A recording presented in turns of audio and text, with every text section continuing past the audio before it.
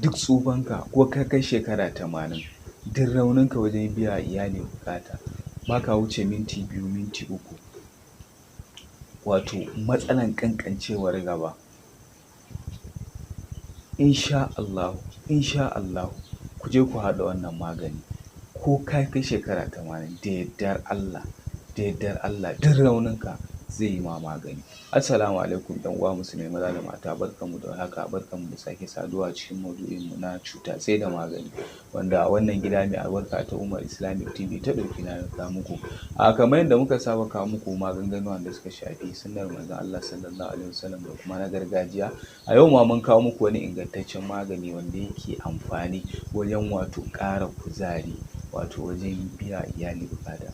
Insha Allahu idan kuka haɗa wannan in Allah ya yarda za ku samu wato biyan buƙata wajen biya iyali buƙata awa ɗaya ko minti 30 da yardar Allah.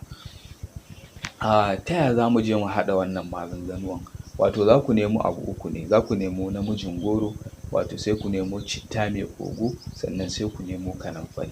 Idan kuka nemo citta mai ƙogo za ku daddaka ta ta yi laushi. Idan kuka daddaka ya yi laushi za ku nemo teaspoon, wato ƙaramin cokali, ba wanda ake ci abinci da shi ba, akwai ƙaramin, shi za ku ɗebo cikin shi sai ku ajiye a gefe. Sai ku nemo wato kanamfarin ku za ku daka ya yi laushi. Idan kuka daka ya yi laushi shi kuma rabin teaspoon ɗin nan za ku zuba a cikin shayi. Sannan sai ku daddaka wato namijin goro, ku daddaka shi, za ku iya busar da shi, sannan za ku iya yi ɗanye ma. Kuka daddaka shi ya bushe sai ku ɗebo kamar cikin teaspoon ɗin sai ku zuba, sai ku bari ya ɗan jika. Idan kuka bari ya ɗan jika, a cikin shayi za ku zuba. Idan kuka bari ya ɗan jika sai ku sha. To haka za ku rinƙa yi insha Allahu. Wato in dai rauni ne wajen biya wa iyali buƙata, duk tsufanka ko ka kai shekara 60, 70, 80, insha Allahu ka yi amfani da wannan. Duk ƙarfin jininka in Allah da zai ma amfani. Sannan wajen kawowa minti 1, minti 3, duk saurin kawowanka da yardar Allah ku je ku haɗa wannan. Insha Allahu za a samu nasara, sannan a samu dacewa. Ga wanda suke buƙatan branch namu, akwai branch namu a cikin wato garin Maiduguri, wato Borno State, wanda yake anguwan Jiddari, daidai wajen masallacin Buba Jajare.